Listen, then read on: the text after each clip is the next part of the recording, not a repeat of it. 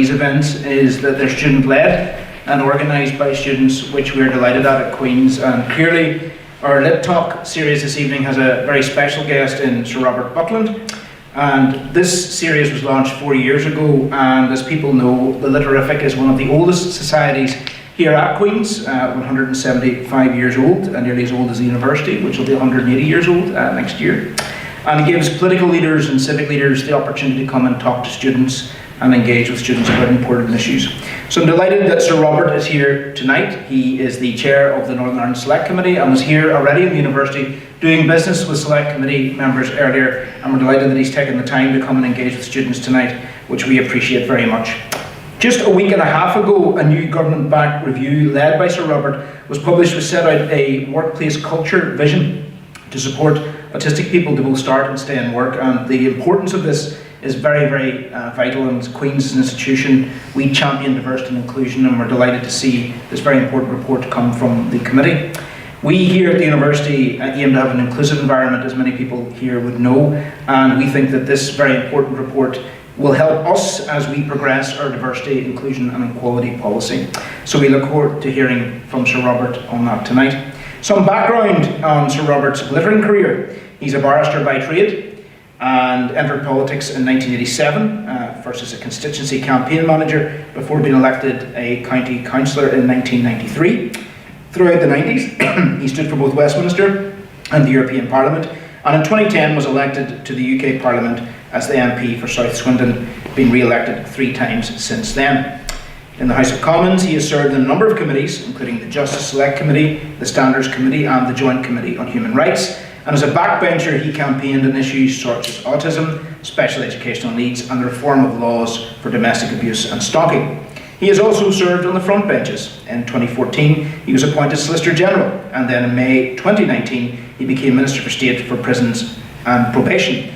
2 months later, he entered the Cabinet as Lord Chancellor and Secretary of State for Justice, serving until September 2021. He returned to the Cabinet in 22 as Secretary of State for Wales and served until October that year. As well as chair of the Northern Ireland Affairs Select Committee, Sir Robert also chairs the all-party parliamentary groups on autism, learning disability, domestic violence and abuse. And throughout his political career, he has won several awards, namely Politician of the Year in 2011, the Grassroots Diplomat Award in 2013 for his extensive work on advocating awareness in Parliament for children with special educational needs, including those with autism. And most recently, he was appointed Knight Commander of the Order of the British Empire in the 2022 New Year's Honours by King Charles.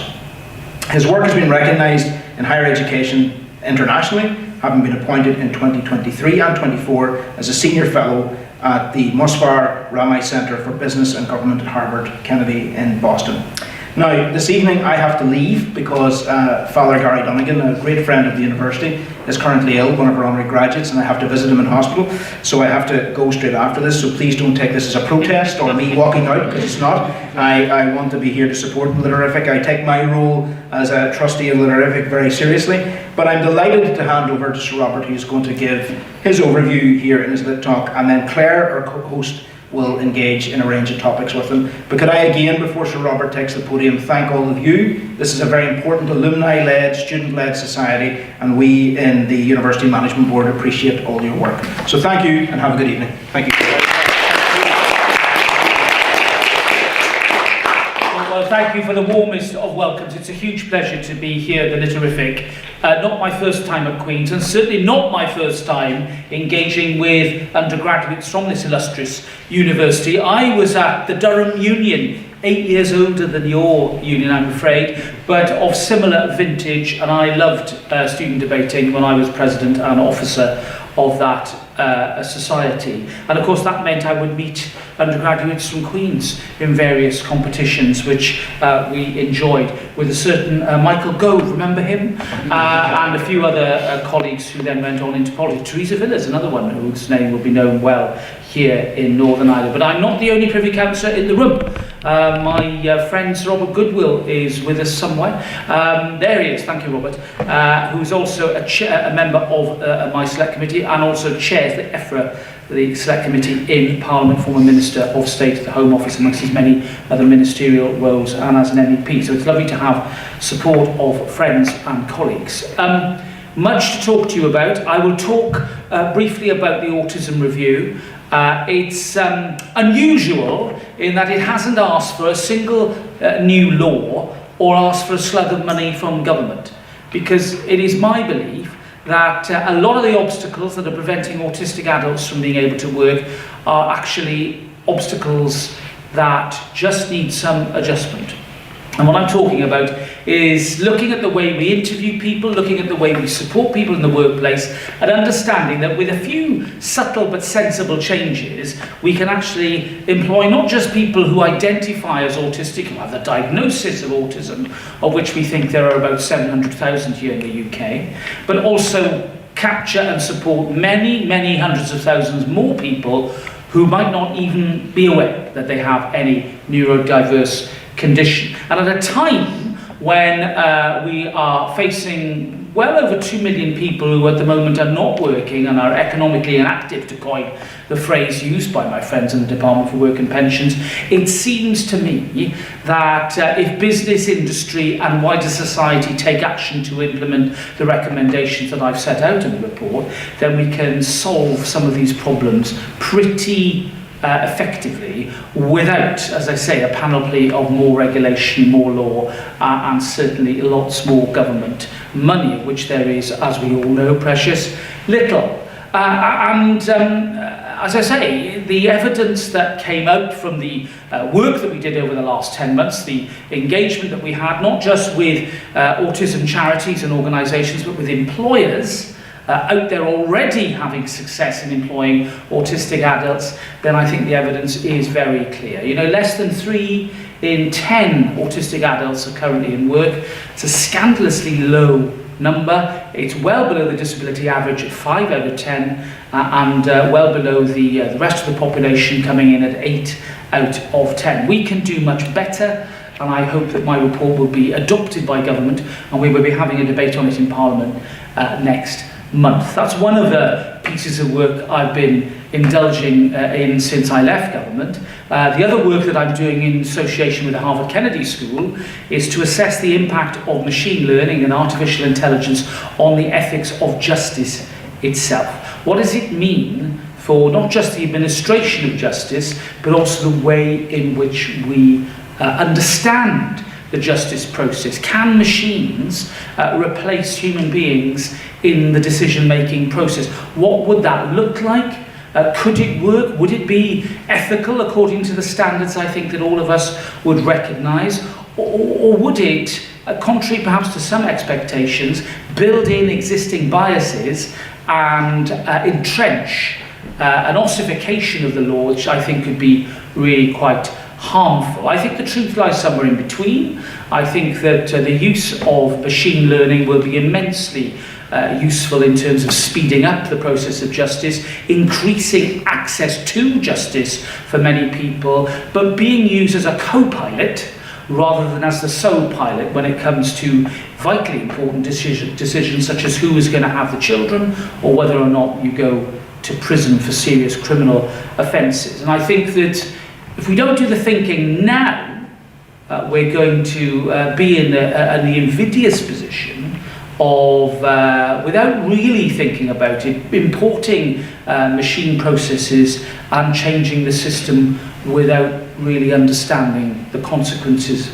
of our actions. And that doesn't just apply in justice, it applies in medicine, it applies in a whole other range of disciplines where professional ethics and standards have to be of the highest, where the machine can clearly help us save time and, yes, and money as well, but which in the time-honoured way, corners must not be cut too much so that we lose the essence of what it is that is important about the administration of justice. And of course all this work going on against the backdrop of being a day-to-day politician having to deal with the casework that is the modern constituency MP's workload, and Swindon is, I can tell you, a very demanding constituency. Gives me a lot of work, a lot of pleasure, a huge honour representing such a diverse part of England. As you can tell from my accent, I'm a Welshman on missionary work, and that is one of the reasons why when I went back to Wales, to the Welsh office, it was with a sense of pride, but also objectivity about the need to make sure that whilst I am a very, very proud Welshman, I'm also a very proud unionist. And therefore coming to this role, being chair of the Northern Ireland Affairs Select Committee, has in many ways felt like coming home as well. Although I don't have direct familial links with Northern Ireland, I can tell you instinctively, as a non-English Britisher, if you like, a lot of the issues are well understood by me, but perspectives from all sides of the communities here in Northern Ireland as well are ones that I seek to understand and to reflect in the work that we do in our committee. And at the moment, of course, we're looking rather at the immediate problems that are facing politicians here, but into the middle distance, and we're horizon gazing on two important issues. One, the future of our net zero commitments here in Northern Ireland, what that means, how that can be achieved, bearing in mind the specific targets you have of an 80% reduction by the end of this decade, and then of course we have that statutory commitment for the whole of the United Kingdom by the end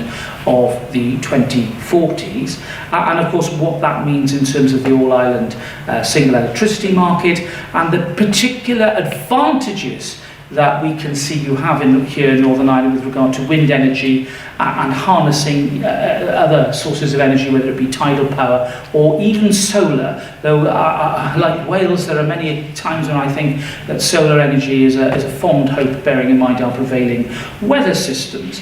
And we're also looking at the issue of integrated education, really getting under the bonnet of that one, looking at the definitions, understanding what the precise definitions are, and trying to chart this gulf between popular opinion, which is very much in favour of integrated education, and the reality, which of course understandably will often be related to education attainment and the need for the natural urge for every parent and carer to want their child and loved one to have the best possible education.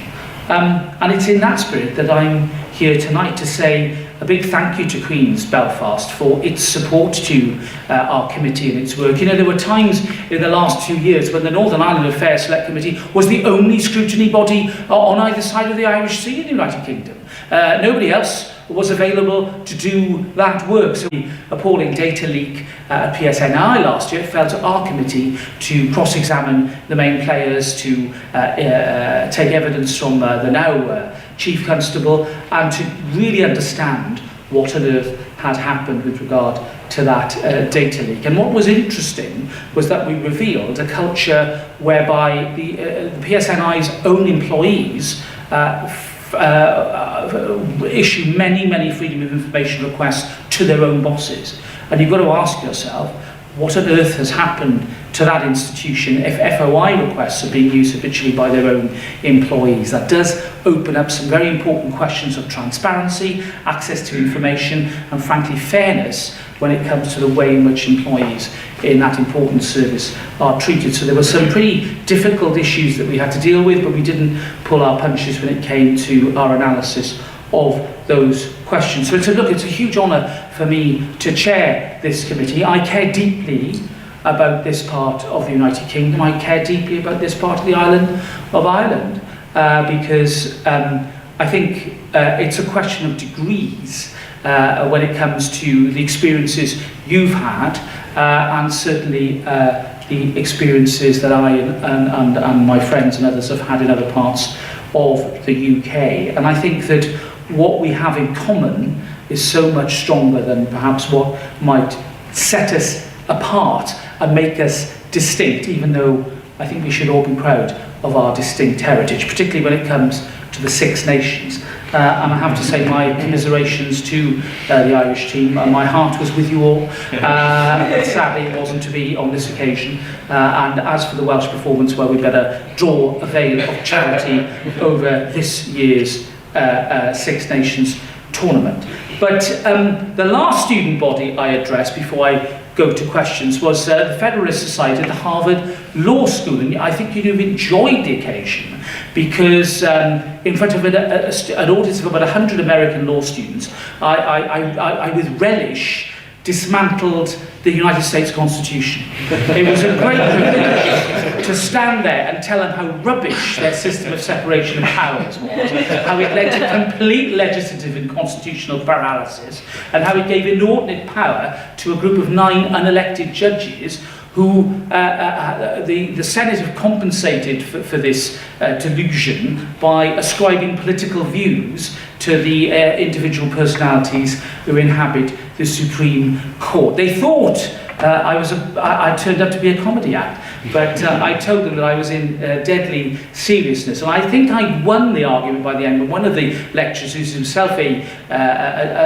judge on one of the senior circuits, said that he agreed with every word I said. So we're striking our blow against the rebellion of 1776. And of course,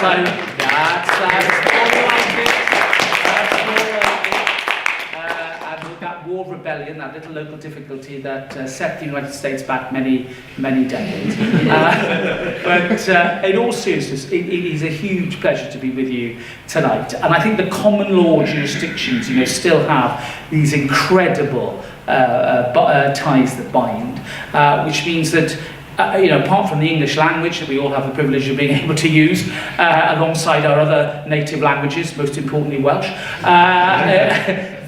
there is that sort of attitude that is so important, and this concept of being able to have lively debate but to disagree agreeably. And yes, there have been times here in our communities in Northern Ireland where that's not been possible. But I like to think that in the last 25 years, we have come to a situation where it's very much possible.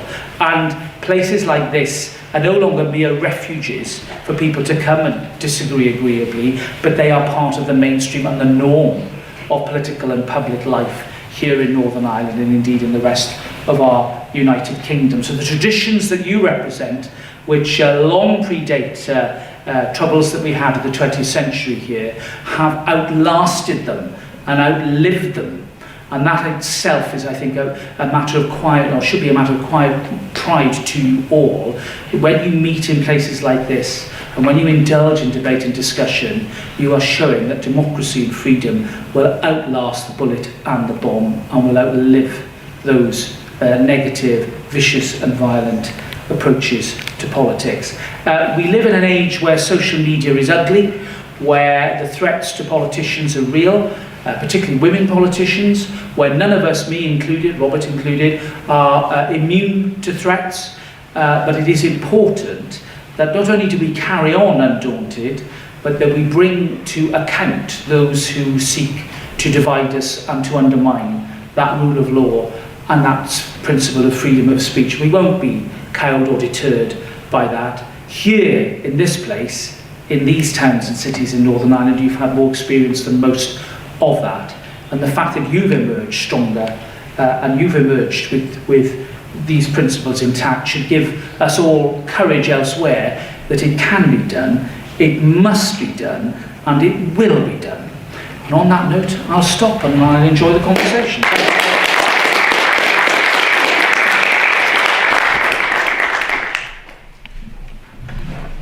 These work. It's been working before, so it'll work. Oh.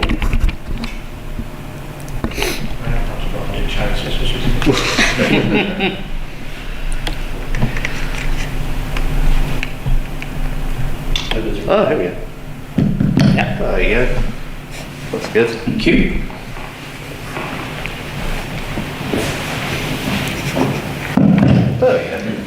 Brilliant, thank you. I'm Claire, I'm head of the Scoop, which is the news and current affairs output at Queen's Radio. I just want to thank Sir Robert for being here tonight and choosing to engage with students in this way. Greatly appreciated. Just jumping straight into the questions then. You were born in Wales, you grew up in Wales, practiced as a barrister there, I believe. That's right. Do you see being Welsh as an important part of your identity? Very much so. Very proud of my Welshness. My maternal grandfather's first language was Welsh. Unfortunately, I think, as was the case in the middle part of the century, the language wasn't passed on to my mother. However, having said that, my command of written and spoken Welsh is pretty good, and my command of Welsh in the pub is absolutely excellent, which is probably the most important function of all. But seriously, I care very deeply about where I'm from, very proud about where I'm from. And as you know, I lived and worked in Wales for many, many years. So in many ways, for me, you know, with my background as a unionist, and I am a very proud unionist, therefore I feel particularly proud to be representing an English seat, because I regard that the fact that although there are differences between our different parts of the UK, it's our common values that tie us together and make me particularly proud to call myself a Welsh Britisher, if you like. Okay, and just sticking to your early life then, what influenced you to become involved in politics initially? Well, I'd taken an interest in politics. I was a fairly young person when I joined the Conservative Party. I joined in the middle of the miners' strike, so it's nearly 40 years since I joined the Conservative Party in South Wales, in the middle of the miners' strike. Why? Because I felt that there was an unaccountable power that was challenging the democratically elected government of the country. I did not like what I saw with extreme militant trade unionism. I thought it was a danger, frankly, to not just our economic stability, but also to our political stability. And I felt that I identified very much with a conservative approach to life, which was, yes, of course, there should be a safety net and a support there for people who can't help themselves, and that the state is there to intervene in times of crisis, but that ultimately the best custodians of income are families and individuals themselves, and that it is private enterprise and private investment that is the best form of economic activity. As Keith Joseph put it in a talk very much like this when he came to my university 35 years ago, profit for investment. That's what I believe in, and that's what I think works best. That's why I'm a Conservative. Did you feel isolated politically in Wales at that time amidst the miners' strike? Well, I had a few friends. I mean, the YC, the Young Conservatives, we were about 25 strong or so in Llanelli, so I had friends, but it was certainly a minority interest, being a Conservative in South Wales in those days, where you still had that legacy of Labour support. So I certainly was not just going with the flow. And it was then a few years later when I won a council seat from Labour by 3 votes that I really put the cat amongst the pigeons and surprised the Labour establishment by actually being the first Tory to win a seat in my area in living memory.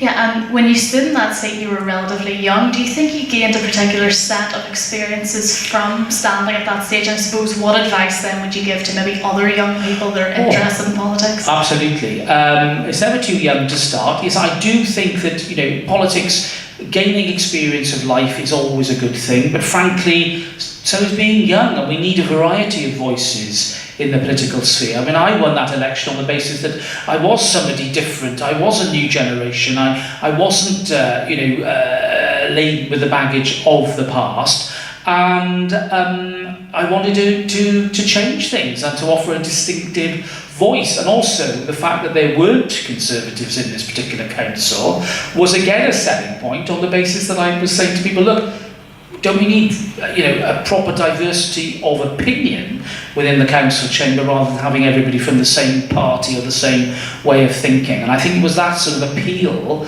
which won people over. So don't be daunted about being young. You know, if you feel strongly about something, get involved and stand for election. Your political career wasn't always plain sailing, and you stood unsuccessfully as the Conservative Party candidate for the Safe Labour European Parliament seat of South West Wales, also unsuccessfully for the Conservative Party at the 1997 general election, not least when the party's popularity was waning. What was it that kept you going and kept you motivated to keep coming back and keep standing? You missed one out. There was a by-election I stood in when Neil Kinnock went to the European Commission, and I beat Screaming Lord Such, the monster raving loony candidate. He said that they voted for the wrong loony party by mistake. But no, seriously, what kept me going was, I think, a sense that I felt strongly enough about the world in which I lived that I wanted to make a difference, and that actually losing, contrary to perhaps the American tradition of politics, I think losing elections does teach you a lot about the nature of politics and how you can approach victory and defeat. Winning is sweet, but defeat isn't the end. And what doesn't kill you makes you stronger. And that's why I feel that the reverses I had actually made me a better politician and more resilient to deal with unpopularity and people saying negative things, because what could be more difficult than losing an election? Okay, I'll move on to your political career then.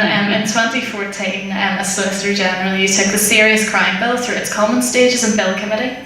It contained provisions that updated the criminal law of child neglect and introduced a criminal offence of coercive control of people within close relationships in a domestic context. How important to you is human rights, and what role does politics play in achieving them, and is it high up your priority list? Especially with what you've just referenced with the autism review. Well, very much so. I mean, and also the concept of human rights itself has become very politicised. I mean, some people describe themselves as human rights lawyers. I was always a human rights lawyer.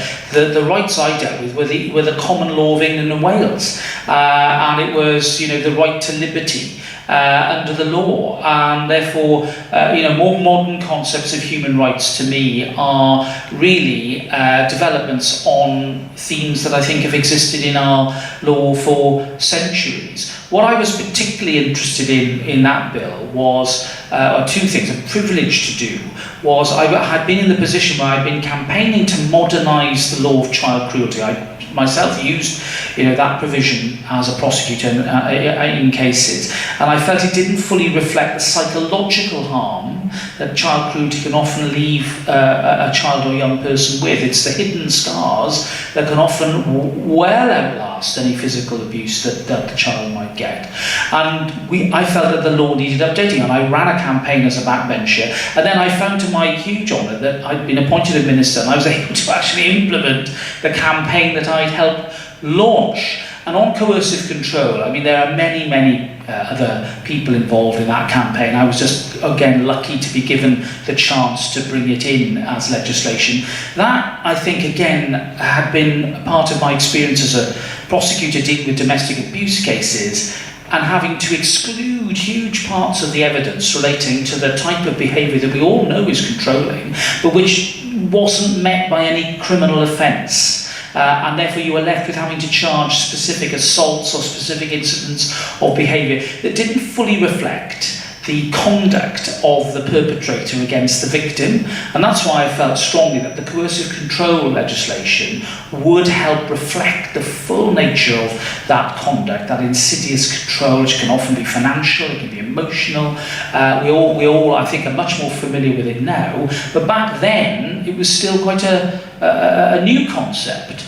And therefore I feel that although I'm a proud Conservative, I think the law has to reflect the reality of lives for victims, and I've always been very keen to make sure that the law is reformed in a way that does keep pace with the realities of modern life and some of the awful positions that vulnerable victims will find themselves in. Okay, sticking to that subject then of human rights, question that is particularly pertinent, I suppose, for a largely student audience. In January 2016, Labour unsuccessfully proposed an amendment in Parliament that would have required private landlords to make their homes fit for human habitation. You were one of 72 Conservative MPs to vote against that. You personally derived an income from renting out property. Were you merely voting there based on your own interests? Well, that is an incorrect statement. I did not own a property. My wife had owned a property that was sold in 2015, and it was not a social property. It was rented out to somebody in the local area who was working. That derives from an inaccurate report by the independent newspaper that I'm afraid has found its way into Wikipedia and needs correcting. It's not true. And frankly, the reason that I voted against that proposition was that it was entirely unnecessary and didn't add, in my opinion, to the considerable amount of legislation we have in England and Wales to protect tenants. In fact, at the moment we're putting through a renters reform bill. It's quite controversial to give even more protection to tenants from eviction by landlords. And the law for many years has actually made it very, very difficult, and rightly so, for people just to be thrown out on the street. That's not been the case for at least 40 years. In fact, it's a criminal offence to do that in England and Wales, and has been since the mid-70s. So I'm afraid that entry in Wikipedia is not right. So you don't feel that would have actually added to tenants' rights? No, not at all. That was virtue signalling by Corbynist Labour Party. We all know what happened to them. I'm just going to say, in light of that vote, do you see how some people might look at it and think that the Conservatives at that stage were the party of landlords over tenants? Well, look, I think the Conservative Party should actually be supporting people who, in many instances, are not wealthy, but are seeking to ensure that their future is provided for by sometimes owning a second property and renting it out. We're not talking about multimillionaires here. I think we've got to be careful that we don't seek to stigmatise and choke off, I think, a perfectly legitimate activity because we're worried about the lack of housing supply. There are other better answers to the housing crisis, and we know we have a housing crisis but on this island as well. And particularly, when I was last in the Republic, I saw the demonstrations on the streets of Dublin about housing supply. We need to build more houses. And the answer, I think, to this issue about investment? We need more choices for people to be able to invest in financial products that give them a safe return. Whatever happened to the unit trust and the share portfolios that many people would have had a generation ago in order to have a decent return on an investment? The truth is that for many people, housing has been the only way in which they can have a safe long-term return on their investment. And therefore, the over-financialisation of housing has led to an increase in its value. So I think we've got to do two things. We've got to build more houses, but we also must create more financial products to give people more choice. So that isn't the only thing you can do in order to legitimately have a return on your investment. Okay, a week after being sworn into the role of Justice Secretary and Lord Chancellor in 2019, you expressed the opinion that suspects accused of serious crimes should be granted anonymity if the accusations threatened their reputation.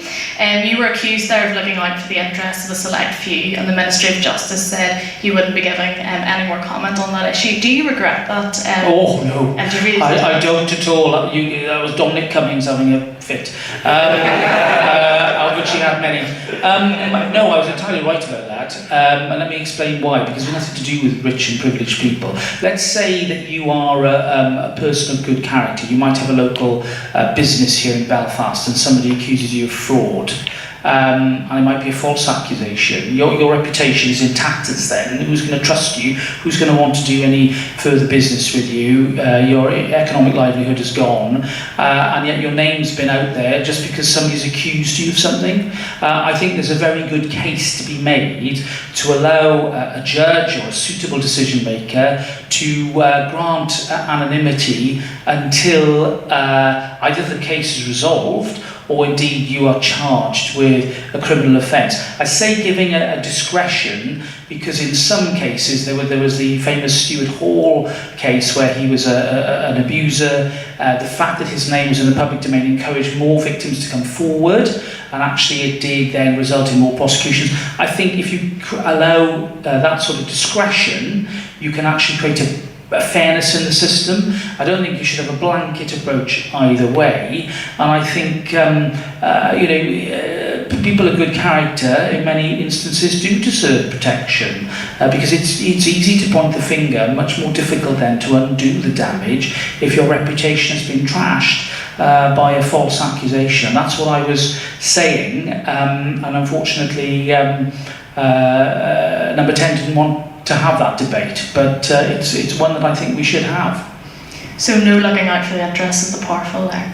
No, as I've just said, nothing to do with the powerful. You could be a blameless person of no influence at all. But in your local area, your reputation will be very important. And why should your name be dragged through the newspapers and the mud by a false accusation? It's nothing to do with powerful. It's actually trying to protect people who are in a vulnerable position. Okay, I'm just going to move on then to talking about your party more generally. Recently you called out Lee Anderson as racist following his comments about the Mayor of London being controlled by Islamists. The former Conservative Deputy Chairman is said to have been given a standing ovation by those attending a Conservative Party fundraiser and hugged by Liz Truss.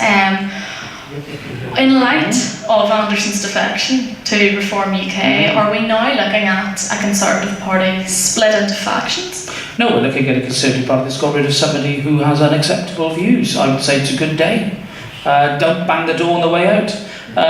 No, look, I've been a Tory for 40 years. I know what a Conservative looks like. They're not all going to be quite like me. We have a big family, a big church of differing views on a range of issues, but I know what a Conservative looks like, and all I'll say is that it's Mr Anderson's third party in 6 years, so go figure. So it's not popular opinion to be showing him support within the party then? Well, he's not a Conservative, never was. Okay, touching on Reform UK then, that he's defected to, is it now a credible threat to the Conservative Party?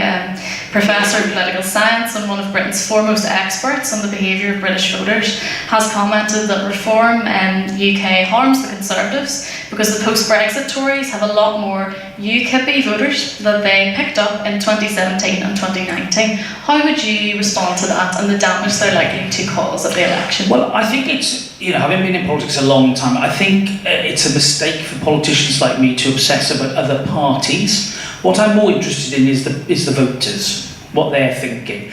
And I have conversations every week with voters on the doorsteps of Swindon, and some of them tell me that they've listened to some of the arguments for reform and think there are some of the arguments have merit. Now look, I take my voters and their opinions very seriously, and there is clearly great concern about uncontrolled immigration and unlawful immigration and the difficulties that the authorities have in dealing with it, not just here in the UK, but right across the Western world, and they're legitimate concerns. A politician who dismisses the electorate or says, well, I don't like this electorate, get me another one, is a fool. And therefore you have to not just listen, but see what can be done in order to deal with these problems. But you need to be honest about it.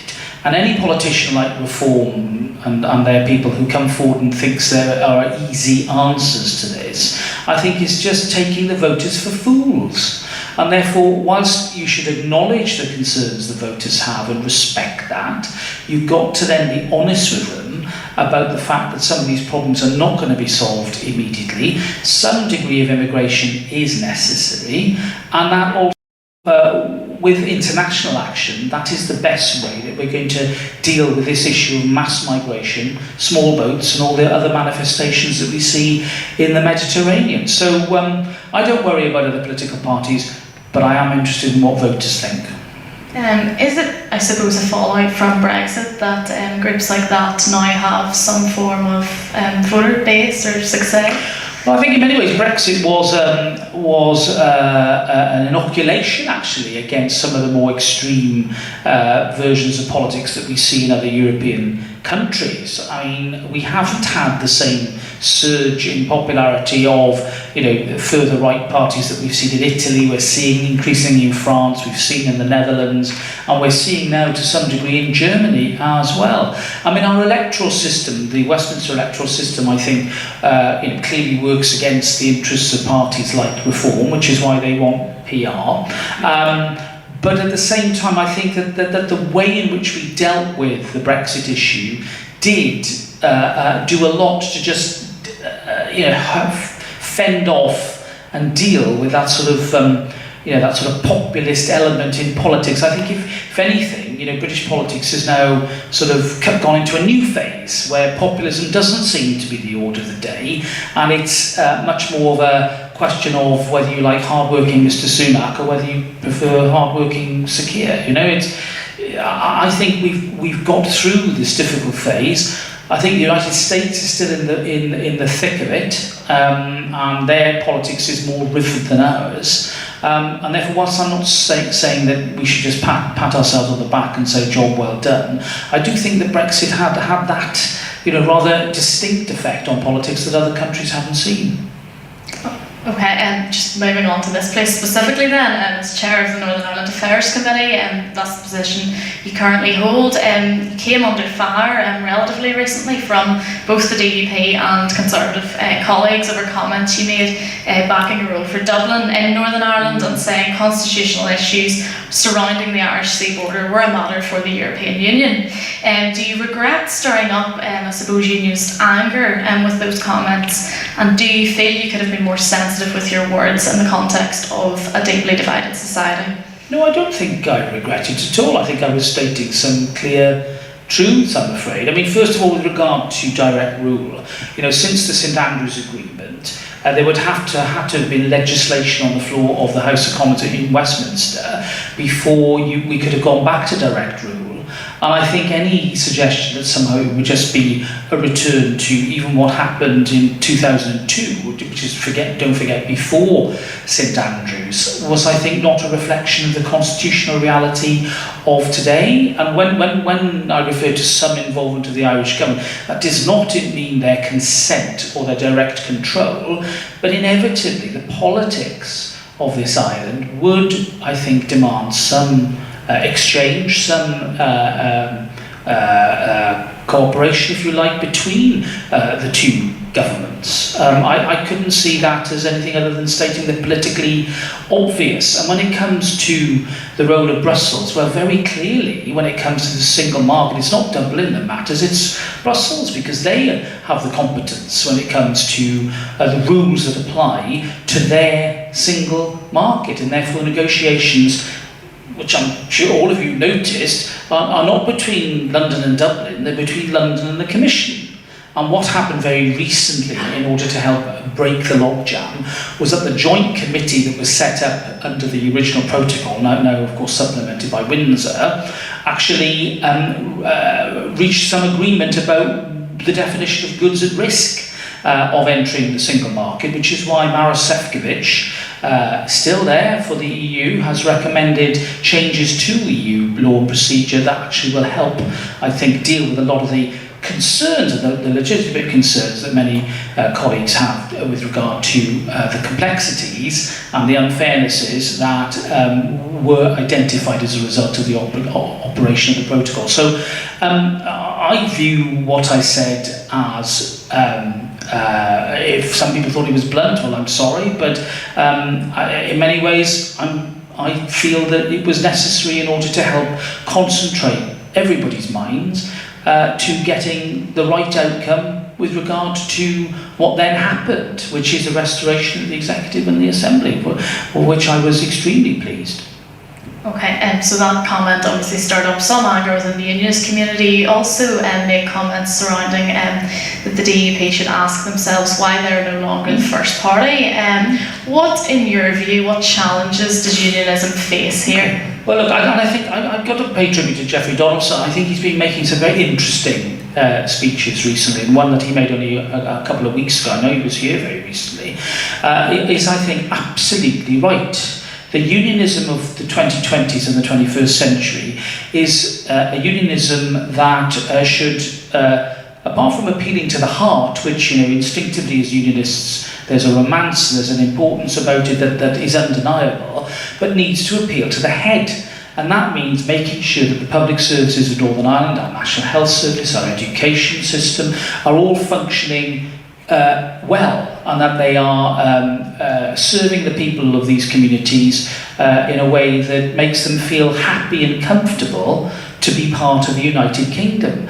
And therefore, the economic case for being part of the United Kingdom is the one that I think that really matters with the mainstream of people who aren't thinking about flags and parades and all of the traditional issues to do with these debates, but are thinking about the future for their families, are thinking about their own livelihood, immigrants and are thinking, am I better off being in the UK, or is it now better for us to be a part of the Republic of Ireland? Those are the questions that will be going through the minds of millions of people, and I think Geoffrey is absolutely right to talk frankly and bravely and boldly about that, and I support him very strongly. By those standards, if unionists are thinking about bread on the table, I suppose, over constitutional issues, when the DUP went back into Stormont, a LitTalk poll showed a 4% drop in support. How is that explained by what you've just said? Well, look, I think any political step like that, which did involve a degree of courage, will result in some disagreement. I think that the level of disagreement was perhaps less than some people feared.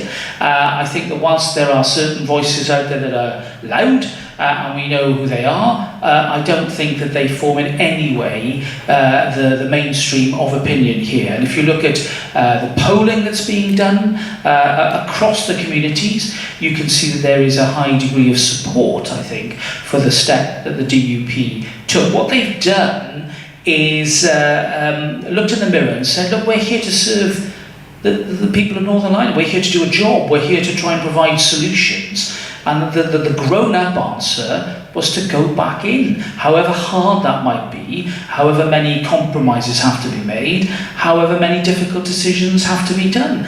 You know, most of us come into politics to get things achieved. And that's why I think I was, praised.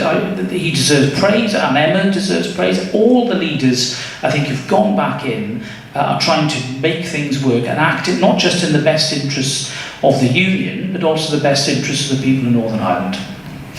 In your view, was their boycott a pointless one? I understood some of it. I think that inevitably the protocol was far from perfect. There were problems with it. I think that it was legitimate to point out those concerns. I think that the direction of travel had been, I think, clearly marked since Rishi Sunak achieved the Windsor Protocol and the deal there. And I think that could have been a moment for a return. I was frankly a little disappointed that it didn't happen sooner, but the fact that it's happened at all, I think, is something that we should be pleased and enthusiastic about, bearing in mind some of the clear pressure that the DUP leadership was under. And I thought that it was very important for unionism that it didn't find itself cornered, that it didn't find itself put in a defensive crouch position, because I think the best form of unionism is one that is confident, that is happy, that is clear, and that is positive and moving forward. I think when unionism is in a defensive crouch, I don't think that's a great place to make your case and to spell out why we think it is better to be in the UK. And speaking of that defensive crouch there of unionism, in a bid to get the executive back up and running here, you said we have to accept the world as it is, not necessarily as we would like it to be. Was that another way of telling unionists to accept an imperfect Brexit that your party was implementing? Yes. I remember being in the debates, up and down the country at the time of the referendum, and I remember being asked in Potter's Bar, of all places, about the impact on the border here in Northern Ireland. I said, well, the ineluctable logic of the single market is a clear border. And a hard border, as we all know here, is something that runs contrary to the position that's existed since partition. It just politically, constitutionally, will not wash. And therefore, trying to reconcile the immovable object of that political reality here and the irresistible force of the single market was always going to be extremely difficult. But in the end, as the command paper says, Northern Ireland now has its constitutional position in the United Kingdom clarified, and then it has access, and that word access I think is important, to the single market. Of course it's imperfect. To many people it's seen as a great advantage. And I think now is probably the time for us to say economically it puts Northern Ireland in a unique position, and we should be using this frankly as a selling point when it comes to that all-important foreign direct investment that we want to see pouring in to the 6 counties. By the standard then of that imperfect situation, do you struggle to understand why a lot of unionists from here voted for Brexit, supported it? Frankly, yes. I mean, I was a Remainer, so don't blame me. But seriously, I couldn't reconcile. I thought that Brexit would be a problem when it came to the union. And I certainly put my belief in the United Kingdom, at the top of my list of priorities. And as a Welshman, being part of something bigger, but not losing my identity, I was always more philosophical about membership of the European Union. My view about sovereignty is that, of course, being members of the European Union meant you lost some sovereignty, but that was a good thing, because actually the benefits that we got from being outweighed those potential harms. So there are other colleagues who feel very strongly the other way, and Bill Cash and people like that, friends of mine, I respect them. We debated these issues privately and publicly for many, many years.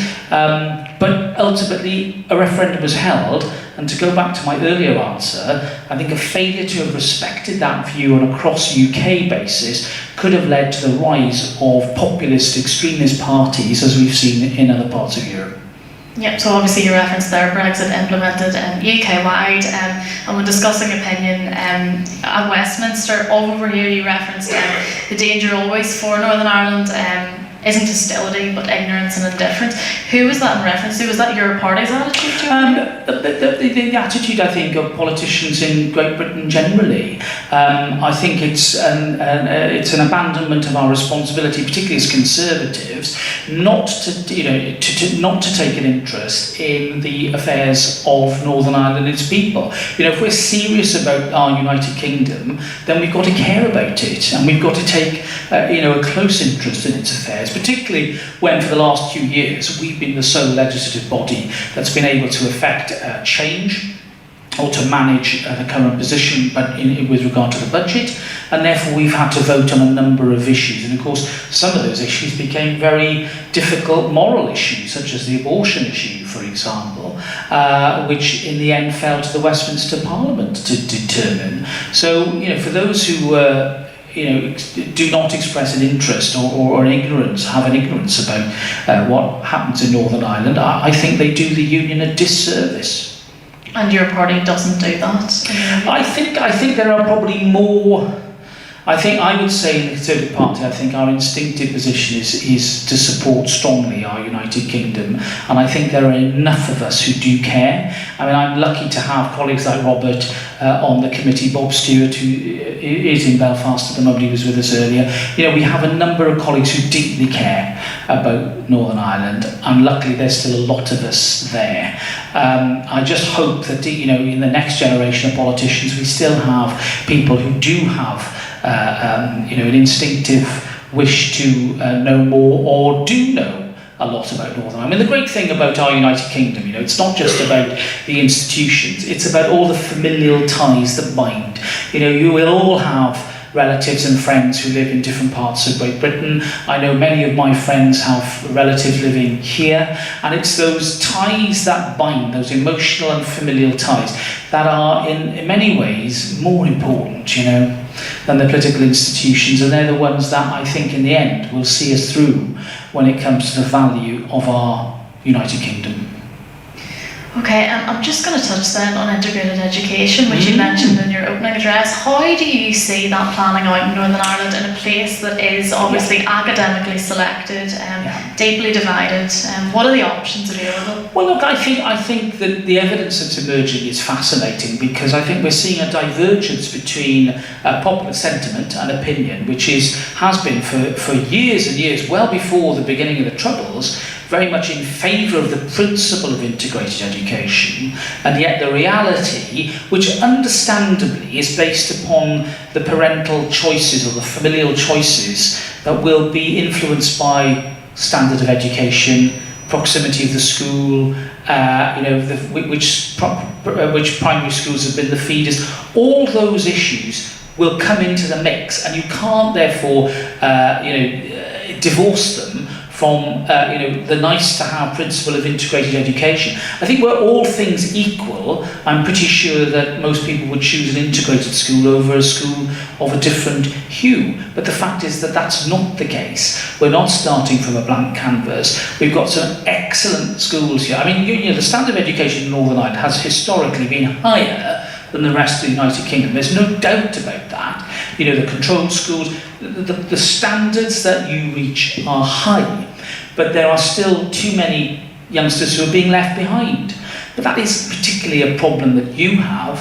It was a problem that we had with aspects of our selective education in England and Wales before the 1960s and 70s, when we had the 11 plus. The grammar schools are great, but the secondary moderns in England and Wales were not very good.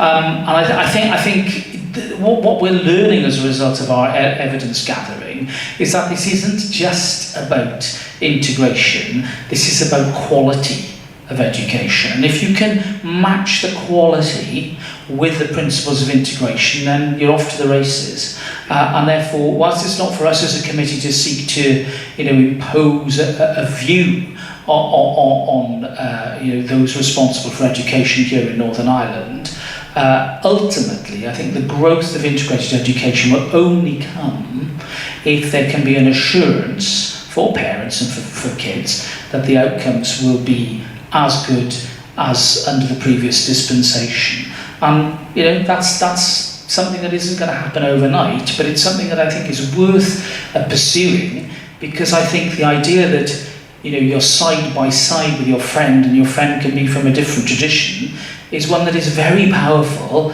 and I know instinctively that's what most people in Northern Ireland want to see. How do you raise the standard of education for those children, in your words, who are left behind? Well, look, we've been to Hazelwood today in North Belfast, and we were really interested in how they have managed to sort of break through the quality bar. I mean, their educational attainment standards are very, very high. Integrated school, but with really good results. You want to send your kids there. And I was very impressed by the fact that they had a very high proportion of free school meals, 50%. It's a high proportion. They had a large number of SEN kids, and they had a really large number of kids who were coming to school from care. And yet the way that they organise their pastoral care, they've got an in-house social worker, they've got an in-house psychiatric support counsellor, really allowed the sort of wraparound care that meant they were intervening at the earlier stages of a child's problems and heading off problems from becoming non-attendance, exclusion, all the indices that will, I'm afraid, end up in disaster for the life of that young person. I thought that particular model was a really interesting choice by the governing body, and this is a school that doesn't have more resources than any other state school. It's got its resource issues, and yet it had chosen to invest in that particular aspect of its care, I think, to its credit, because there is no doubt that education attainment, which you're seeing across the piece in that particular school, was assisted by the fact that youngsters coming from care were able to hit the same educational heights as their peers. So I thought it was a really interesting model that I think others should really look at carefully. Okay, and just to finish off then, I'm going to ask you just about your hopes for the stability of the executive here. Are you positive? Look, I'm very positive. I know, all of us have seen photo calls and photo opportunities in the past, and politicians love a photo opportunity, but I think sometimes the symbolism of these things is perhaps underestimated, and particularly underestimated by those of us here compared to perhaps people looking in from the rest of the world. So, the photographs of the FM and the deputy FM together, the GAA events and the sporting events will really resonate in places like the US, and that matters because on our recent visit to the USA, which coincided with the restoration of the executive, which we decided to use as a massive sort of trade promotion visit to get investment. We were talking not just to Irish Americans from one tradition, but from both traditions, because there is instinctive support from Irish Americans of all traditions for the future of Northern Ireland.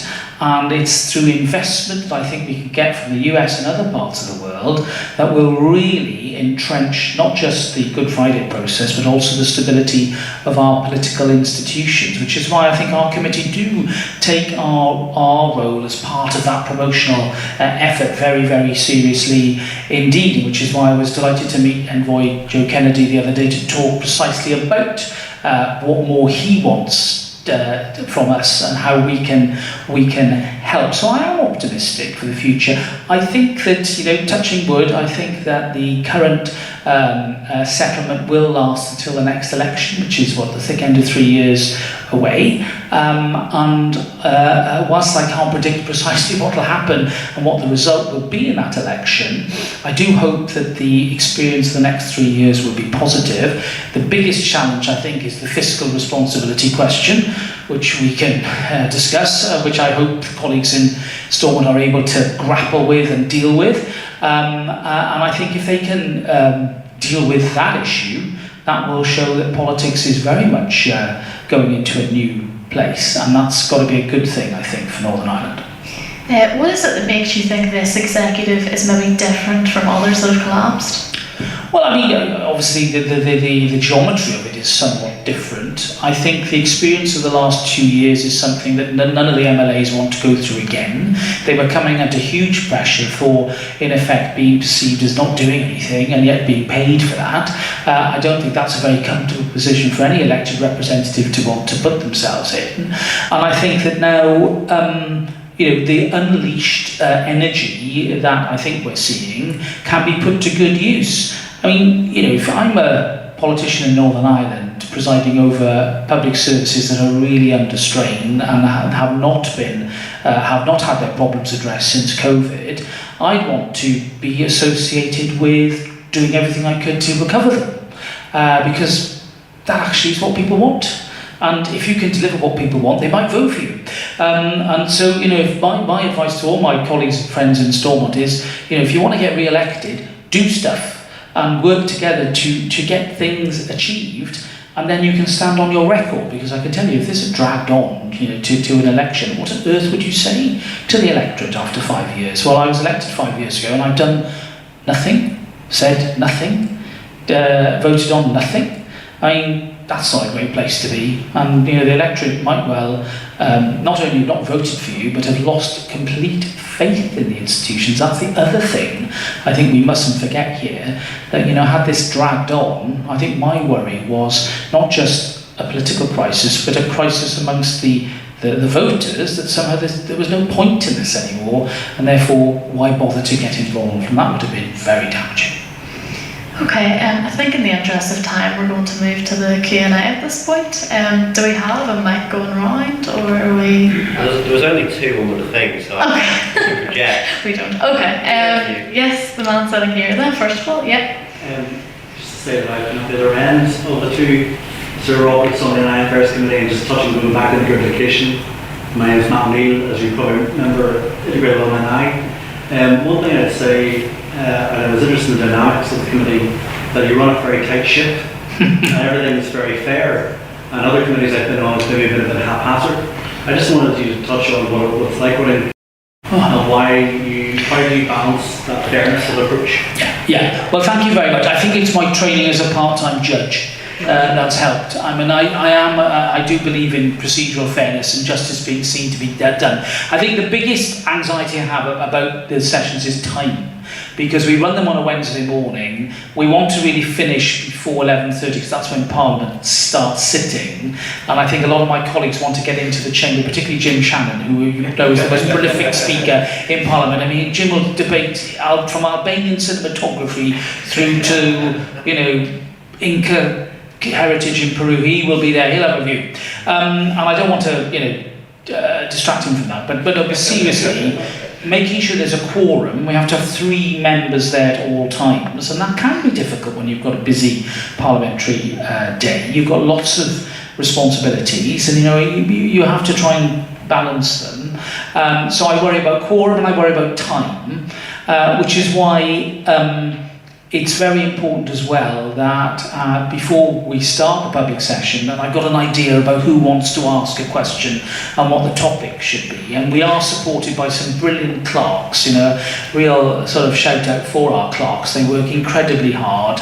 They're not just there to take a record, they're there to help us, to brief us, to collect information, and to very importantly help draft the reports that we produce. We've got another one coming on public services very, very soon, which I'm currently reviewing. So it's a combination of that wonderful work done by the excellent clerks in the House of Commons, and a sense that I want to make sure that if members are there, they're able to ask their question, even though sometimes Jim makes his questions more like a member of the panel, but he knows that, and it's all in good nature, good-natured joshing. But it is important that I make sure that everybody has their say, even if it's at the expense of me perhaps saying too much. I don't mind that. I think it's very much a team effort, and as the chair, it's for me to facilitate the conversation rather than to try and dominate it.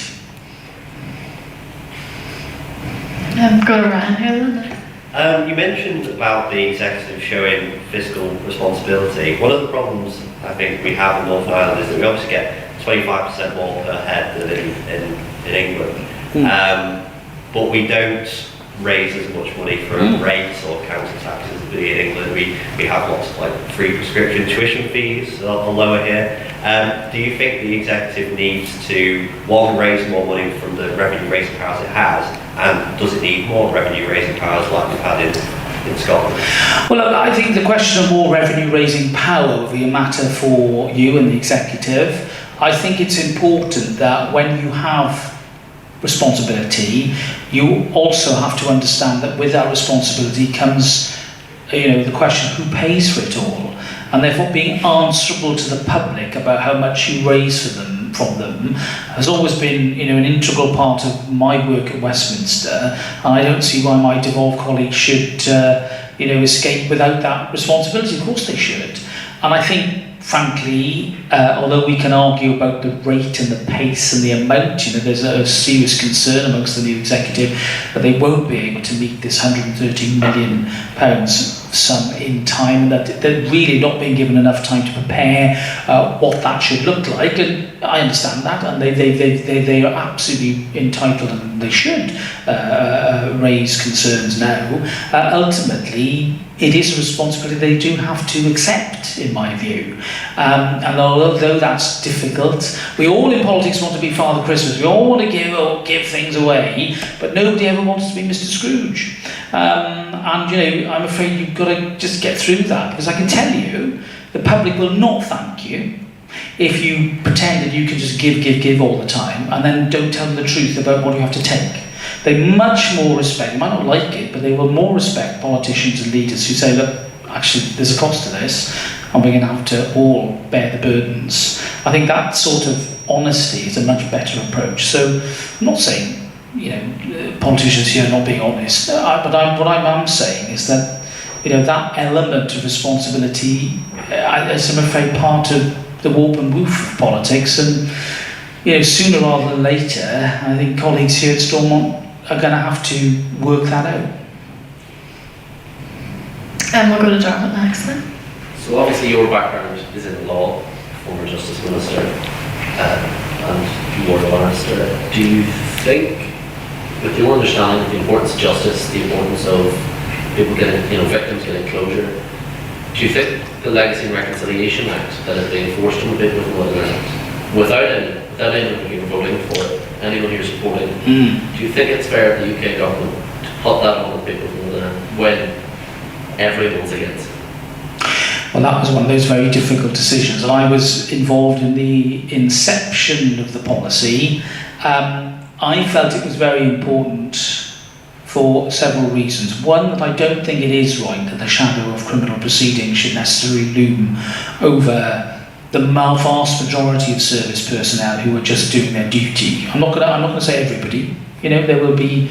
It's been shown that there are some cases that were brought rightly, because soldiers are not above the law. They are subject to the same laws as the rest of us. But the vast majority of them were here on their tours, very young people doing their duty. But it's mainly with regard to the inquest that actually my concern was at its greatest, because a conservative estimate would suggest, with a small c, would suggest that we'd still be dealing with inquests 20 years hence. And I thought that that was perhaps a little optimistic, bearing in mind the amount of information that is needed in order for an Article 2 compliant inquest to be held. And I didn't think that was fair on victims or their families, a lot of whom would no longer be with us in 20 or longer years' time. And therefore trying to devise a system that offered I will never use the word closure when it comes to the trouble. So, for so many families, the scars will never heal. It's trite to politicians like me to talk about closure when you're not in their shoes. But at the same time, I think you do owe it to them and wider society to try and resolve these issues and to concentrate on getting the information that they need in order for the story to be fully understood. And that is information that is overwhelmingly held by, or mainly held by the UK authorities. There is, of course, information held by the Irish government that they, I think, should be legislating to disclose. And frankly, I think focusing upon an information gathering and sharing process that was truly open is something that was to be supported. And I have no doubt at all that Sir Declan Morgan, who I thought was a very good appointment, will be striving to do that through the Commission. Now, I absolutely understand that the fact that no party in Northern Ireland has supported it and that victims groups are very, very concerned about it matters. And we've seen at first instance the judge in the High Court, quite comprehensively put a coach and horses through that part of the legislation quite clearly. It's going to go to the Supreme Court of the United Kingdom. We've got Ireland seeking to bring its own action in the European Court of Human Rights, so this is going to run. And I think also we need to understand the interplay between that and the Canova report. Because when you read the interim report that John Boucher's done, there are massive crossovers between his recommendations and the effects of the legacy bill. So it may well be that as a result of further legal action, we will have to revisit this issue, I think. That may well result in a system that will command higher support from the people of Northern Ireland. But I think that for the UK government to have done nothing would have, I think, been an abrogation of responsibility. I think we had to grasp the nettle, however imperfectly, and that whilst I accept now that as a result of the court ruling we've got some way to go before we can see this in operation, I think that moving down this path was necessary, and perhaps we should just look again at the Stormont House Agreement of 2014 and work out how we can more perfectly reflect its aspirations. We have a go to Tom then next. You spoke very well about the UK and sort of a new era of politics where populism maybe isn't as fervent as it is in places like the US.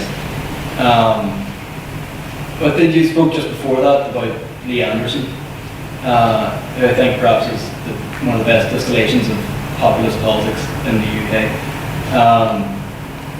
I think for an awful lot of people would say that perhaps there's no one populist party that has sort of risen up through the ranks from far right compared to the traditional parties, but that populism is within the Conservative Party already. It sort of started through Johnson, sort of maintained occasionally through some things. It does, as one example, like Esther McVeigh, like the Minister for Common Sense, whatever that's supposed to be. That's sort of playing that sort of anti-woke populist sort of thing. You also said before that you could see a Conservative, a Conservative whenever you see one, and Anderson wasn't. So, who are the non-Conservatives then? Is that the party? Look, I'll be frank. I don't think some of the populist noise is really consistent with the Conservative Party that I believe in and joined. I just don't think it's Tory. It just isn't. I think that we risk over glamorising or overemphasising the importance of some of these people. Let's not forget that, and I'm not being complacent here, in the last couple of elections, overwhelmingly votes have gone to the two main parties. And we might see a slight erosion in that. We might see reform getting 10% or thereabouts, maybe, but it's still not going to be the sort of seismic force, I don't think, that we've seen in other parts of Europe. But I meant what I said earlier. The way to deal with this is forget about the personalities and who's saying what on GB News, but listen to what people are saying, what the voters are saying, and engage with them. And that's why I think ignoring the issues like immigration is foolish, but dealing with it within reference points that do not reflect the worst sort of followership, which a lot of this populism really is. It's not leadership. It's hearing the loudest noise from someone and then just following it. That's not serious politics. It is going to be the best way that we deal with this. So I think that for politicians, the main parties, we have a choice. We can either react, in a way that some of the populists would want us to react, or we can instead engage directly with the voters. I know what my choice would be.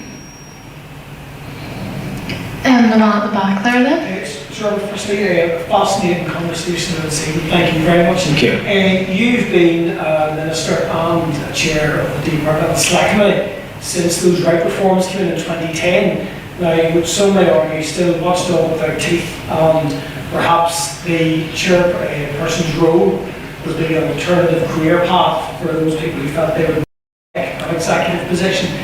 Do you think after the next election, if there's a realignment of the parties, that the Select Committee chairs, that will still be a popular choice? Because even the evidence there, Jeremy Hunt, Yvette Cooper moving from the chairs into the cabinet channel respectively. So do you think this time next year will it still be as a popular choice? Well, I think it's a great question. I think it's no doubt the right reforms were really seismic. I mean, it's 40 years since Norman St. John Steve has created the comprehensive select committee structure. We've always had select committees of Parliament. The Public Accounts Committee is a 19th century creation, privileges, standards, very old committees of Parliament. To have a comprehensive subject matter select committee was a big innovation. For a lot of its history, it was therefore within the purview of the whips to in effect choose both the chairmanships and the memberships, and Wright swept all that away. What the Wright reforms did was give a direct legitimacy to the chairs in particular, who were elected by the whole House. Robert Goodwill was elected by his peers to be the chair of his committee. I've been elected unopposed, which was the entire House supporting me. And even the members, the party members, are voted on and supported by internal elections within the groups. I think all of that is good. I think that the powers of select committees, again, should not be underestimated. We have the power to put witnesses on oath. There is a considerable power to summon information, and of course a political weight as well behind the committee, which can really put recalcitrant witnesses on the back foot. And there are powers of contempt. Now that's where things get a bit murky, and it can be difficult to enforce some of those ancient powers, to be frank with you. But I would say that the health of the select committee system has been one of the great achievements of the last 10 to 15 years. What I worry about in the House of Commons is the overuse of the programme motion, which became the norm under Tony Blair, because he didn't like the fact that certain Tory MPs, like the late great Eric Forth, were keeping the Labour government awake into the long watches of the night, and they made what was an exceptional or a lesser used process of the guillotine and closure the norm. And now, even when I came in 15 years ago, we would still debate the merits of a programme motion for half an hour or 45 minutes. Now we don't even debate them, they're just nodded through as a fait accompli, decided through the usual channels. I think we've gone too far in the other direction on that, and we risk emasculating, I think, House of Commons from the legislative process. Call me old-fashioned. I got elected to scrutinise legislation. I actually quite enjoy reading a bill, and I think looking at the detail is really what MPs and legislators should be doing. And I think that unless we look again at the overuse of the programme motion, the Commons is in danger of losing any semblance of scrutiny that it might once have had. I'm not going to say that it should be an unlimited level of time, that's not realistic, but I'd say some more time and a little less use of the programme motion. They might find that actually closure motions are supported by colleagues, particularly those who have had a long day and need to work on other things. And I would, were I in charge of these matters, which I'm not, have a rethink about the overuse of the programme motion. Jacqueline? Thank you. You talked at great length about education and the need to forge a cross-community approach to education, and we acknowledge that it has impressively high results in turnout in educational attainment, but we also know from our recent, several years ago now, a report released by them, DUP SWAT Peter Martin, No Child Left Behind, that there's a particular community in Northern Ireland which has fallen to the bottom, which is white working class Protestant boys on free school meals. Yes. They ranked 30 out of 40 for 5 good grades attained at GCSE. And I sort of wondered what your thoughts were on how you exonerate them of the stigma that has been such an impediment to their educational progress. I know, and they share, and a lot of white working class boys in England are in a similar position, so this isn't unique. And they're being left behind. And they're being left behind because I think the system is uniquely poor at really understanding what their needs are, and some of them will have undiagnosed issues that we need to address. Whether it's ADHD or a range of neurodiverse issues that can be, I think, properly addressed so that these youngsters can access the education, the curriculum in a way that makes sense to them. Because I think for a lot of them, it's not just not wanting to learn, it's just not being able to actually have the space to really, concentrate on the things that matter. And until we unlock that problem, I think we're still going to hit against this issue. I think ultimately, this is my personal view, the committee will have it's a common view when we publish the report. But, whilst it's important to really understand the definition of integrated education, the label perhaps is less important. You can be a Catholic school and have an admissions policy that is generous and wide and ecumenical. You can be, a school from the other tradition which is equally ecumenical. And you might not call it. You can call it integrated. You can call it mixed. There are different ways in which you can do this. And from my perspective, education isn't just about what you learn; it's who you learn it with and who's by your side. And we all know that the real enemy of progress is ignorance. And the only way you can break down ignorance is by creating experience.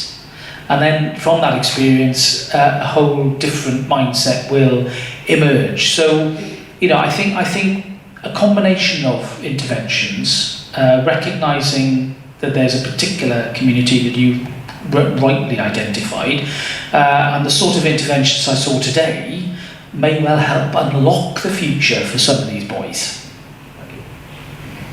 Daniel then? I know you've recently written an article on this, but at the minute the Foreign Commonwealth and Development Office are in negotiations with the government of Mauritius regarding the status of the British Indian Ocean Territory. Despite recent reports and kind of media buzz over the fact that certain cabinet ministers have got involved and basically halted the negotiations after a report from the Policy Exchange highlighted that a sort of transfer of sovereignty would be extremely dangerous, specifically defence, but also the fact that a lot of people involved are not in favour of a change in sovereignty. I was just wondering what your thoughts are on the current status of negotiations between the British government and the government of Mauritius, and how the government should. All right. Okay. First of all, Britain is the sovereign power when it comes to British Indian overseas territory. The claim that Mauritius has is specious, in my view. Now, I did the case in the ICJ. I represented the United Kingdom in that case about 6 years ago. the judgment went against us. It didn't follow the evidence. The evidence was, I thought, very clear that Mauritius had no legitimate claim. They didn't even think about a claim to the Diego Garcia until the 80s. It was very much an after the event reflection, which, for whatever reason, I think I know the real reason, has decided to animate them now. And it gets more ridiculous than that, because ahead of any proper resolution of this issue, they've legislated in a way that relates to their coinage and other official representations that would make it a crime for anybody to suggest that they weren't the legitimate sovereign owner, if you like, of the islands. I think it's premature for them to do that, and it's not consistent, I think, with the current situation. I do think it's important that when it comes to international security, the UK and the US work together, and our presence in the Chagos Islands is an important part of that international security question, particularly in the Indo-Pacific region. And therefore these things aren't just to be dismissed lightly. You know, it's not a question of the UK wanting to cling to a sort of 19th century colonialism. It's, I'm afraid, a quiet but determined assertion by the United Kingdom that it is the sovereign territory of this country. It is an overseas territory of the United Kingdom, and that an advisory judgment in the ICJ, however important that court is advisory. Now, the Mauritians have been running a long campaign on this by trying to use these international fora to resolve what is a bilateral dispute. And my first argument at the ICJ was that they shouldn't even hear the case, because this was a bilateral dispute, not a matter that required their ruling. I still think that's right. I think that in many other scenarios that is how these issues are dealt with, and therefore I think the whole process that Mauritius is indulged in, particularly by using the International Maritime Court as well, is just an attempt to try and frankly manipulate international fora to get an answer that it wants, and that it is trying to artificially create ever since it decided this policy well after it achieved its independence. So forgive me if I sound a little annoyed by it. It's because I am. I just think that their behaviour has not been right, and that it is for the UK, I'm afraid, to determine this matter. And I think in an age where, and in a time when our international security couldn't be more important, and the influence of China in the region is clear and growing, then I think the presence for the UK, working with our US partners in Diego Garcia, is in our international interest. At the back there, Russian. Yeah, so just circling back to the point that Dermot made, so just in regards to maintaining and promoting the union, for my community, which is the nationalist community, it did feel again that we had a British government imposing this lack of justice yet again.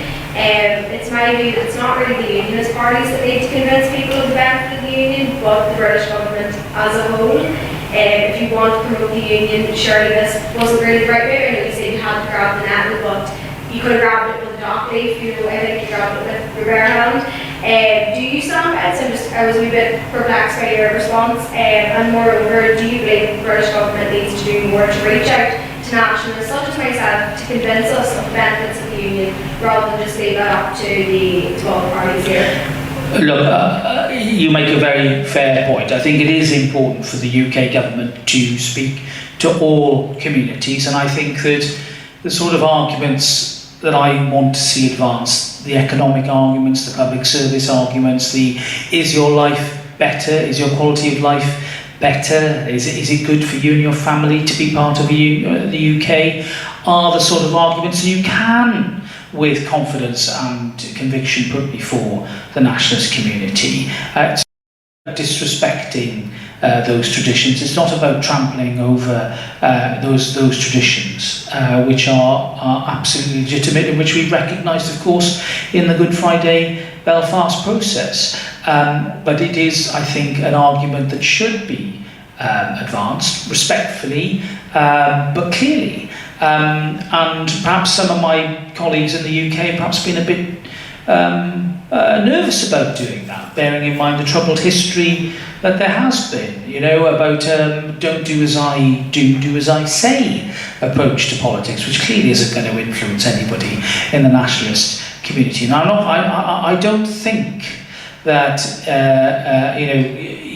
the British government should be in a position of saying, you know, to that tradition, look, you're wrong.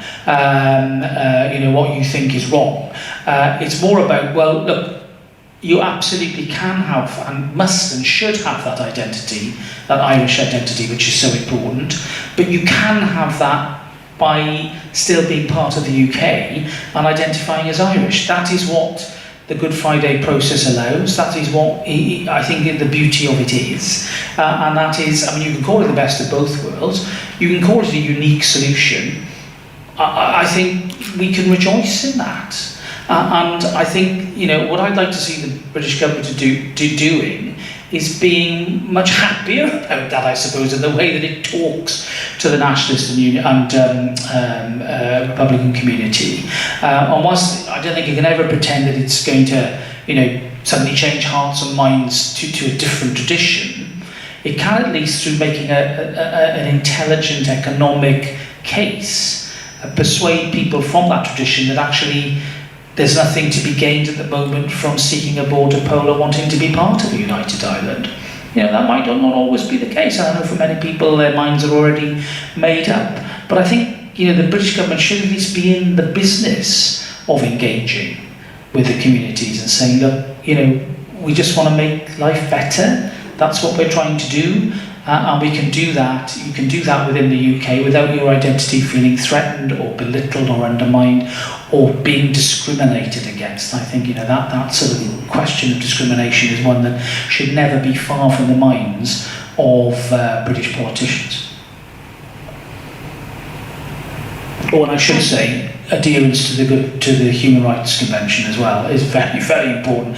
I think, you know, British government needs to make it very clear that it wholeheartedly supports membership of the convention, knowing how that particularly underpins the Good Friday Belfast Agreement and how important in the minds and hearts of many nationalist Republican members of the community that particular issue is. There was a hand second row there, yeah. What protections are in place for NI's agri-food sector, especially with post-Brexit trade relations? Well, look, I think where we are now is, whilst I don't think that the entire position has been resolved, I think very largely you've got now a situation under the Windsor Plus, like if you can call it, that in large measure the issues about particularly internal movements of those goods are resolved. And I think that, you know, to go back to the simple short answer to your question is that, you know, as long as you have this situation, which I think you have to have, of the special status of Northern Ireland, whilst it's being bound into the United Kingdom internal market, but with that access to the single market, you will have some of those anomalies. I think that now what we need to do is actually operate the system. And through its operation, if we find more anomalies and more necessary hiccups and bumps and wrinkles, that we seek to iron them out through the Joint Committee and through negotiation. And if it proves that there can be further editing to the at-risk list and further safeguards, and that's what we need to pursue. But I think, you know, I agree with Jeffrey Donaldson. I think you've got to be in it to win it. I think now is the time for us to get on with using what we've got, and then, if necessary, to propose further amendments. I'm not being shy of doing that, because the Joint Committee is there for that purpose. So, whilst I, you know, accept there are still, I think, some wrinkles, I think they can be ironed out with, you know, with experience, even if that might take a little more time in order to resolve. Yeah, second row again there. Just to go back on the topic of defence there, you mentioned that we're in a more tumultuous world now with a lot more conflict going on. Is the UK spending enough on defence? Should it increase its defence spending? And has there been maybe a neglect on behalf of the government? Perhaps a naivete that we're in an era of just eternal peace mode. That's really not the case. Yeah, well, when I was your age, we were coming to the end of the Cold War and spending a great deal of our GDP on defence. We then had the fall of the Berlin Wall, and we had the peace dividend, which did mean that a lot of countries, including us, did progressively reduce our defence expenditure. I do think we're in a different era now, and I think the days of looking at 2% as a ceiling are long gone. You know, that should be a floor. I would like to see an increase in defence spending, absolutely, but I think Britain shouldn't be expected to do it alone.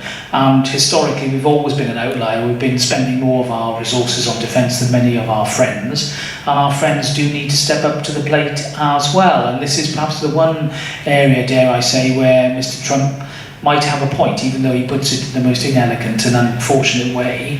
It is for all members of NATO, bound by Article 5 of its collective defence responsibility, to pay their fair share. That is not an unreasonable request. And I would like to see all the NATO countries get up to that 2% and beyond. You know, we should be aiming probably for 3%. Easier said than done, bearing in mind the huge constraints there are on public spending budgets at the moment, but I'm afraid the price of freedom is vigilance, and you can't really quantify that in pounds, shillings and pence, which is why inevitably I think the pressure rightly will be on to increase our expenditure. But again, also understanding the nature of our defence is changing, and that a lot of it is unseen. You know, it's not going to be shiny ships and lots of tanks, much as we would like that, perhaps some of us. It's very much playing to the strengths of the United Kingdom, which of course will be in cyber, in the cyber sphere, where our capabilities are world leading. And I think really playing to our strengths is what we need to be doing now with defence expenditure. But inevitably, you know, as even if the threat from Russia recedes, which isn't looking like it's going to happen anytime soon, we are facing an increasingly militarised China, which, although I don't believe it'll become the world's preeminent economy, it doesn't look like it's going to do that, we are going to have to coexist with in an uneasy way, certainly for the rest of my lifetime, and that does mean, I'm afraid, more defence spending. We'll go to Jamie then. So you've talked a lot about integration in schools recently, but obviously there's integration in communities with the district council good relations and central good relations fund both had a 50% budget cut in Northern Ireland during the budget signed off by Stephen Harris. Why has there been such a large focus on education rather than community-based integration in Northern Ireland, and why has the Conservative government prioritise that? Look, I think Chris had some difficult choices to make. He felt that his hands were somewhat tied. He, mindful of the case law on it, couldn't just make executive decisions without that accountability. I think he'd have been challenged and probably would have lost in court. There have been a number of cases previously which had ensnared previous secretaries of state, and I think when you're in that position you do have to make some pretty binary choices. And I think, you know, to protect frontline services in education where the majority of children will meet for the majority of the time was probably the only decision he could have come to. I just hope now, bearing in mind the committee's concerns that we had about the loss of some of those community services, that we can repair some of the lost time and make up for that now that we have an executive. And certainly when you see our report on the state of public services, I'm not going to disclose its details now because they're embargoed, you know, you will be depressed, but you won't be surprised by our findings. It's because of the lack of political direction, political decision making here, that we see, you know, large parts of public service being neglected, not destroyed, not far from that, you know, maintained, but not in a way that you know, could really, I think, bring longer term benefits for the community. So, you know, my advice now would be for those, you know, a lot of us care about these community-based services, let's make sure that the executive and the assembly understand their importance, which I think a lot of them do, and let's make sure that some money is going into them before, you know, they're permanently lost. But, you know, in the end, I think Chris really didn't have, it was Hobson's choice, as we call it, which is no choice at all. Dermot then? Going back very quickly to NATO, part to the issue of NATO and defence, as everyone knows, there's two states on this island, with the Republic of Ireland obviously being a neutral nation in terms of war and defence, and plus most of its defensive capabilities and expectations on the United Kingdom. Do you think it's time for the Republic to abandon neutrality and join NATO? Whoa. There are some voices in the Republic. There's some friends and colleagues of mine, former ministers in the Dáil, who are saying that Ireland needs now a defence minister, and it needs to, I think, really start to increase its own capabilities. I think I agree with them. I think it would be quite a step for Ireland to join NATO now, but it's a matter for people of Ireland. But I think it's in Ireland's own interest, whether it's neutral or not, to step up its own defensive capabilities. I don't think rogue actors or states like Putin's Russia will respect issues like neutrality, and I'm afraid history is littered by dictatorships that trample upon neutral countries, whatever their self-declared status might be. I'm not here to question the policy of the Irish government at all, but I'm sure they're probably thinking very carefully about the need to make sure that they are safe. And I think some of the calls from Irish politicians should be heeded. Ryan again then. Just one thing you said all the way at the beginning in your sort of address that sort of stuck in my mind is about how you kind of touched on debating societies and the importance of free speech and disagreeing agreeably, and then kind of contrasted that we're in a better place now than we were in the Troubles. But then generally I think there's probably a sense more broadly in the UK and elsewhere in the world that especially maybe our generation are not doing that as much, especially you touched on with social media, the sort of echo chambers that we get online and how that is starting to maybe feed into discourse more generally. Is that something that concerns you? Is it something we should be generally concerned about? Very, very much so. And this is one of the reasons why I love coming to universities like this one, because I'm here to remind you that disagreeing with each other is okay, it's fine. Sometimes you might even be offended by what somebody said. That's fine as well. It's not criminal. If it's grossly offensive, there are criminal laws to deal with that. And if it's racist, there's criminal laws to deal with that. But within that space of what is unlawful is a massive area where people should be free to exercise their opinions and not be frightened to say what they think about important issues, and not be pilloried and bullied and attacked and cowed into silence. And universities are meaningless unless they're places where you can have that free and frank discourse and debate and discussion, which is why I meant what I said. The relevance of this organisation has never been greater. It was founded at a time, in the middle part of the 19th century when, our democratic traditions were still growing. We were moving away from the era of oligarchy into an era of increasingly direct, increasingly participative democracy, and debating societies like yours were part of a very important movement which gave a voice not just to those who had been born into the aristocracy, but those people who, through their own ability and merit, were able to get their voices heard on the national stage, and they started in places like this. So it matters hugely to me, because that's how I got into politics, that's how I came up the ladder, and I want to make sure that the next generation of gifted people like you are doing the same thing. But you won't do it by hiding in your rooms and expressing your views anonymously behind a social media handle. You'll do it by standing at this lectern or sitting in this hall and asking questions and debating. And that's why we've got to defend these traditions. And freedom of speech on our universities, if we lose that, then I'm afraid it undermines freedom of speech more generally. Jack again then. Well, the final question, I apologise for it being somewhat heavy, but you evidently have quite an astute legal mind and a passion for technicalities, so I wonder what your analysis would be of recently the clash that appears to have arisen between Safeguarding Union and Legacy, or with Rwanda, where obviously the MI, or not the MI, the EU Charter of Human Rights retains an element of significance within the province, and appears to be clashing with the ability to implement in full the Legacy Act or Rwanda bill to be able to apply in Northern Ireland?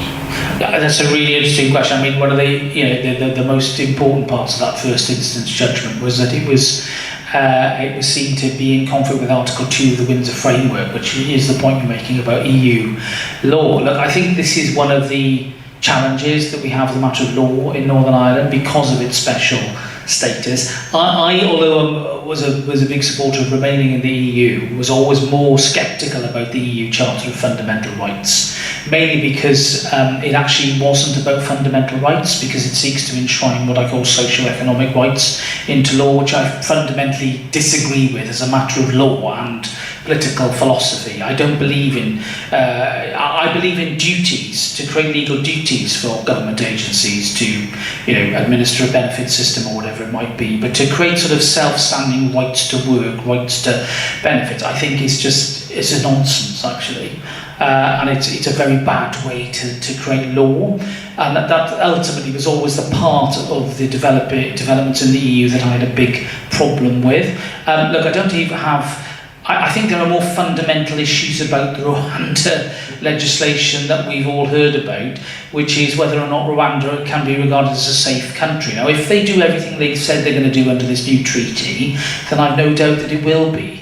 But we've got to make sure that they do it, so that when we create this deeming provision, it isn't trying to legislate to correct a fiction. And I think those more fundamental issues are what really matters about Rwanda. I've said what I've said about legacy. I think, again, there are other issues affecting that. And when the final Canova report comes out, I think that will have as much of a bearing on the fate of the Legacy Act as the case law that we're seeing developing. I believe now we're handing over to the President, Lanyon, to give the final few words.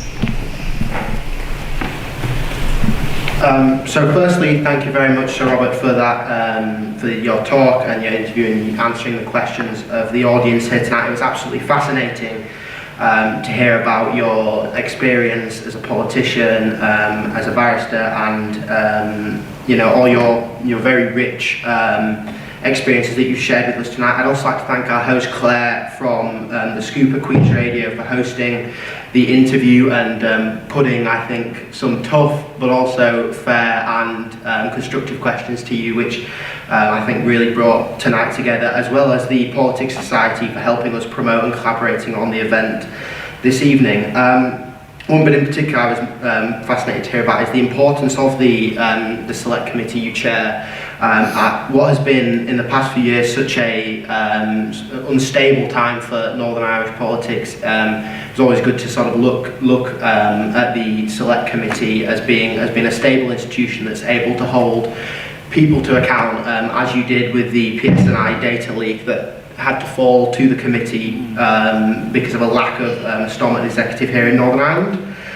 But one thing you said right at the start of the lectern was the importance of disagreeing agreeably, and I think that that's exactly what the Literific here tries to do. I think each week we have events like this, a series of LitTalks. We have our ordinary debates and then great debates alongside politicians and other leaders in Northern Ireland, across the UK and Ireland. And I think that's something that the Literific has done within Queen's since its foundation as the first ever student society here.